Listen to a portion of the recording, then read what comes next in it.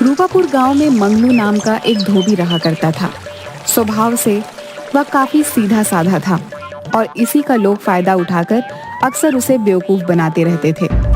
उसके पास 3 गधे थे जिनका नाम उसने वीरू, धन्नो और टुन्नू रखा था। टुन्नू बड़ा ही शरारती गधा था। वह अक्सर मंगलू धोबी को परेशान किया करता था। एक दिन, काहो मंगलू भैया, इतनी ठंड में सवेरे सवेरे बेचारे इन मासूमों को लेकर कहाँ चल दिए? अरे क्या कहूँ रामदीन भाई, मैं कहाँ जाऊंगा। आज तक तो रूपापुर से बाहर नहीं गया हूँ। वही मियाँ की दौड़ मस्जिद तक, नदी किनारे जा रहा हूँ। आज बहुत कपड़े हैं धोने के लिए। वो तो सब ठीक है मंगलू भाई, लेकिन ये बताओ, अपने तो 4-4 कपड़े और स्वेटर पहने हुए हो, लेकिन इन बेचारे गधों का क्या दोष है?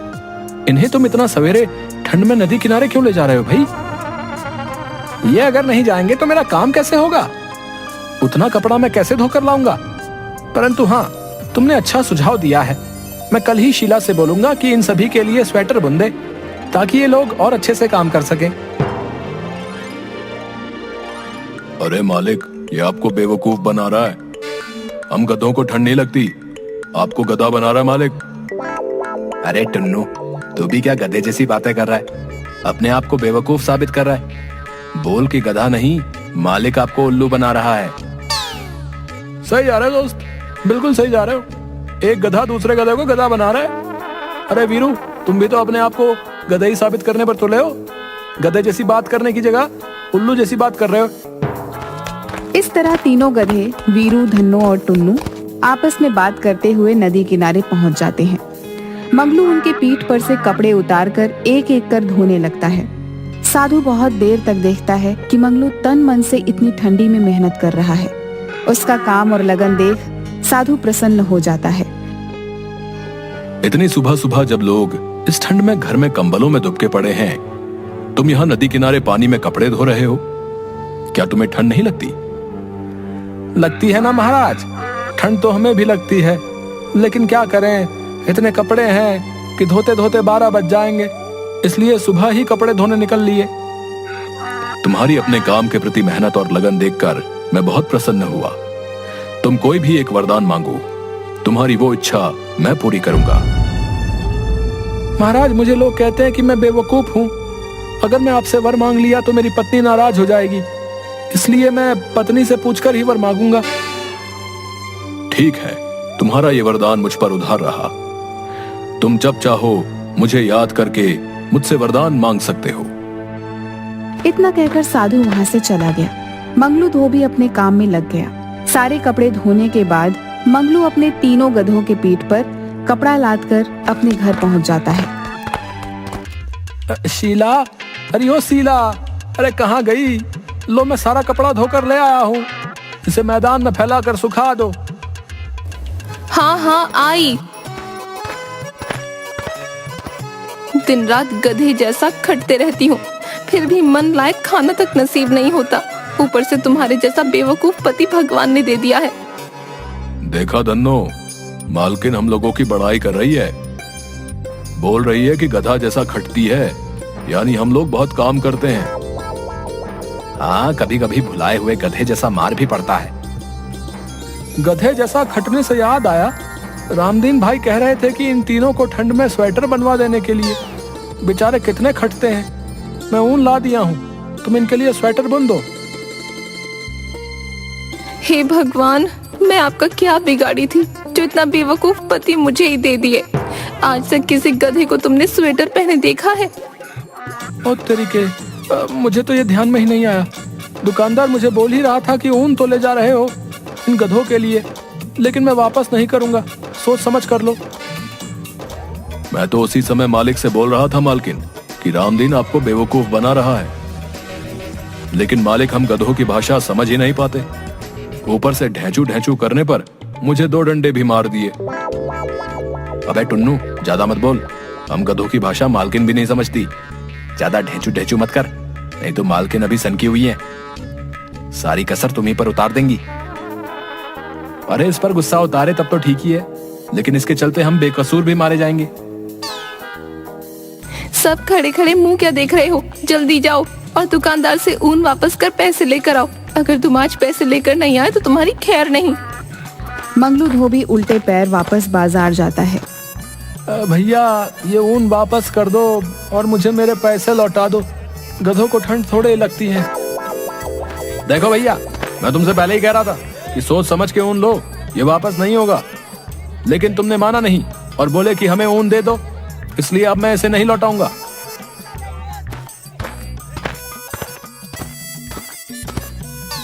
मंगलू धोबी ऊन लेकर वापस घर पहुंचता है। उसके हाथ में ऊन देखकर शीला का गुस्सा 7वें आसमान पर पहुंचता है। वह मंगलू धोबी को खूब खरी खोटी सुनाती है। अरे क्या हुआ शीला, क्यों बेचारे मंगलू को भला बुरा कह रही हो? ये इतना बुद्धू है कि कोई भी इसे बेवकूफ बना देता है। रामदीन भैया के कहने पर गधों के लिए इतना सारा ऊन ले आया और स्वेटर बुनने को बोल रहा है।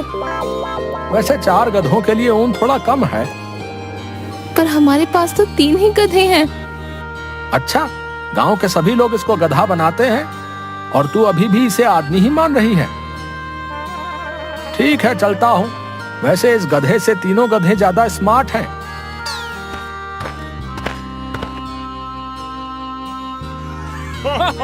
मुखिया जी के साथ सभी आदमी मंगलू धोबी के बेवकूफी पर हंसते हुए चले जाते हैं। शीला को बहुत बुरा लगता है और उस रात शीला खाना भी नहीं देती मंगलू को। दूसरे दिन सुबह उठते ही मंगलू धोबी फिर से गधों को लेकर नदी के घाट के लिए निकल जाता है।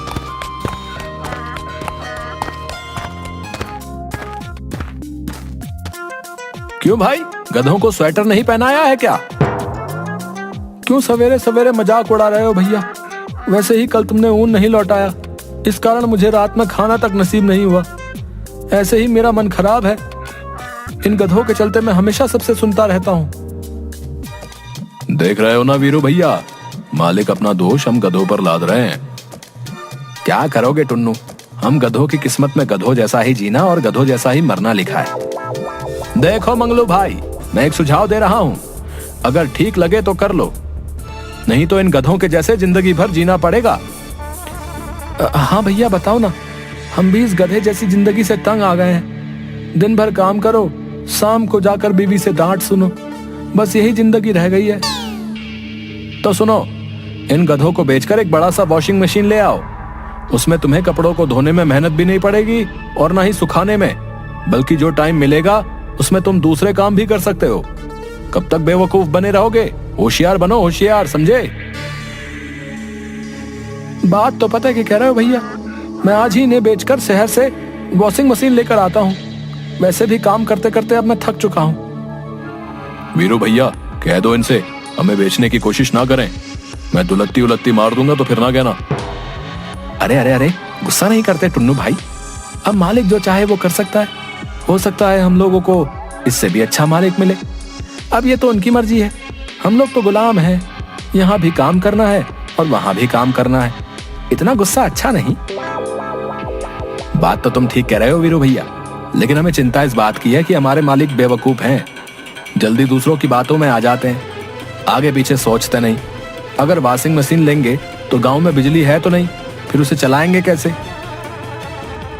मंगलू धोबी बिना सोचे समझे यह सोच कर कि दुकानदार की बातों में दम है, अब हम भी मॉडर्न धोबी बन जाएंगे और कम समय में बिना ज्यादा मेहनत के ज्यादा से ज्यादा पैसा कमाएंगे। यही सोचकर मंगलू धोबी अपने गधों को एक धोबी को बेचकर उन पैसों से शहर से बड़ा सा वॉशिंग मशीन लेकर सीधा अपने घर चला आता है। घर पहुंचते ही उस बड़े सी वॉशिंग मशीन को देखने के लिए पूरा गांव मंगलू धोबी के घर पर उमड़ पड़ता है। मंगलू धोबी अपने बेटे बबलू को पैसे देकर हलवाई की दुकान से लड्डू मंगवाता है और सारे गांव वालों को बांटता है। अरे वाह मंगलू, तुमने तो कमाल कर दिया भाई। हमारे गांव में पहली वॉशिंग मशीन है जिसे तुम खुद खरीद कर लाए हो। अब हम लोग भी शान से कहेंगे कि हमारी धोबी हमें मशीन में कपड़े धोकर और सुखा कर देता है। मंगलू धोबी ने हमारे गांव का नाम रोशन कर दिया। अगल बगल 200 गांव में किसी के पास वॉशिंग मशीन नहीं है। ये हमारे गांव की उपलब्धि है, उपलब्धि। अतः हम सब मुखिया जी से आग्रह करते हैं कि मंगलू धोबी को एक शॉल गिफ्ट कर उसे सम्मानित किया जाए। मुखिया जी दुकानदार से एक शॉल मंगवाकर मंगलू धोबी को सम्मानित भी करते हैं। मंगलू धोबी सहित उसके परिवार का सीना चौड़ा हो गया था, क्योंकि आज पूरा गांव उसकी जय जयकार कर रहा था। मंगलू धोबी एक लंबा चौड़ा भाषण दे डालता है। आदरणीय मुखिया जी, गांव के सम्मानित लोग और हमारे गांव के साथियों, जैसा कि आप लोग जानते हैं कि जीवन भर मुझे बेवकूफ धोबी के नाम से नवाजा गया, लेकिन आज वही लोग मुखिया जी सहित हमारी सोच को सलाम करते हुए हमारी जय जयकार कर रहे हैं। अंत में मैं गांववासियों से यही कहना चाहूंगा कि कोशिश करते रहने से हमारे जैसे बुद्धू बेवकूफ आदमी भी अपनी सोच की बदौलत गांव की शान बन सकते हैं। आप लोग भी गांव को आगे बढ़ाने के लिए हमारी जैसी सोच पर अमल कर गांव को तरक्की के रास्ते पर आगे बढ़ाएं। जय रूपापुर की जनता। भाई वाह, हमें आज तक नहीं मालूम था कि अपना बेवकूफ समझे जाने वाला मंगलू धोबी इतनी सरलता से सटीक भाषण दे सकता है। गांव के युवाओं को मंगलू धोबी से इंस्पायर होने की जरूरत है भाई। एक बार फिर से मंगलू धोबी को गांव के लिए उपलब्धि पर तहे दिल से शुक्रिया। भाइयों एवं बहनों, अब मुखिया जी वॉशिंग मशीन का स्विच दबाकर उद्घाटन करेंगे।